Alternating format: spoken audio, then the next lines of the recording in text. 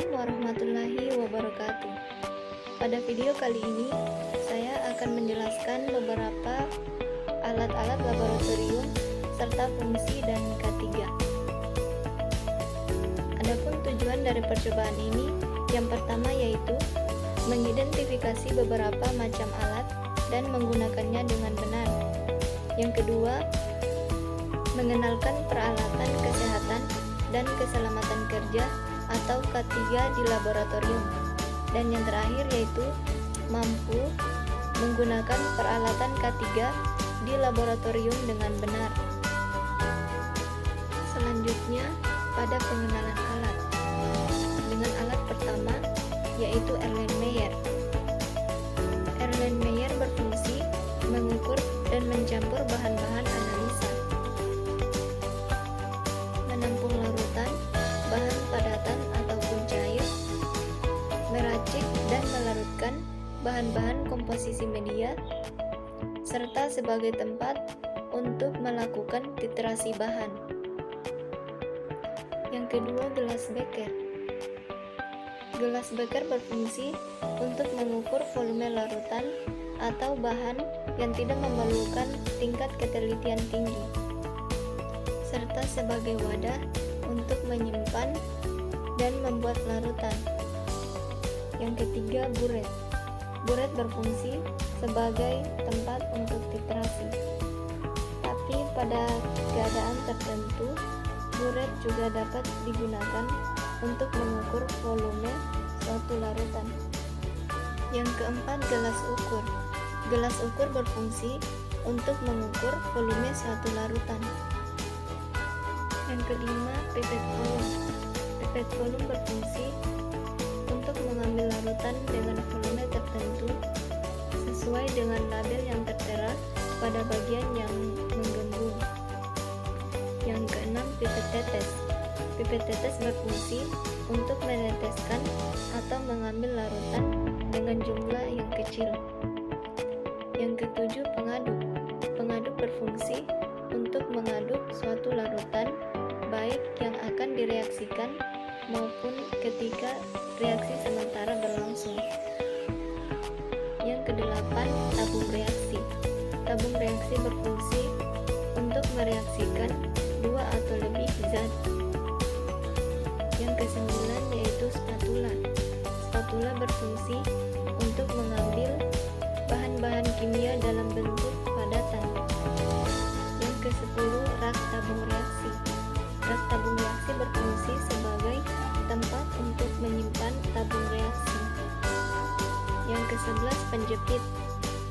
Penjepit berfungsi untuk menjepit tabung reaksi. Yang ke-12 yaitu lumpang dan alu. Lumpang dan alu berfungsi untuk menghaluskan zat yang masih bersifat padat. Yang ke-13, botol semprot. Botol semprot berfungsi untuk menyimpan aquades dan digunakan untuk mencuci atau membilas alat-alat dan bahan. Selanjutnya, labu ukur. Labu ukur berfungsi untuk mencampur dan menampung larutan. Yang terakhir yaitu statif dan klem. Statif dan klem berfungsi sebagai penyangga buret. Selanjutnya, kesehatan dan keselamatan kerja atau K3 di laboratorium.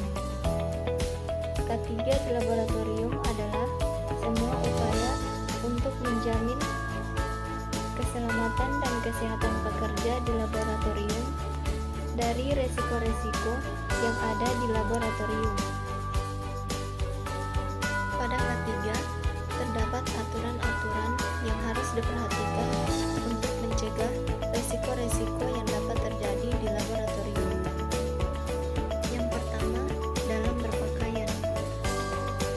Aturan berpakaian di laboratorium. Yang pertama, dilarang menggunakan perhiasan yang dapat rusak oleh bahan kimia.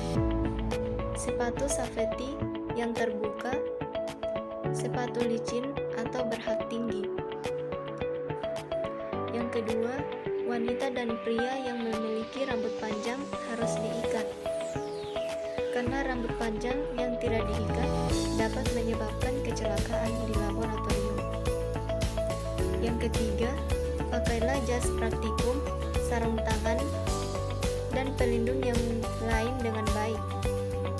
Meskipun penggunaan alat-alat keselamatan menjadikan kurang nyaman. Adapun hal umum yang harus diperhatikan dalam laboratorium, yang pertama, hindari kontak langsung dengan bahan kimia. Yang kedua, hindari menghirup langsung uap bahan kimia. Yang ketiga, dilarang mencicipi atau menghirup bahan kimia kecuali ada perintah khusus. Cukup dengan mengkibaskan ke arah hidung.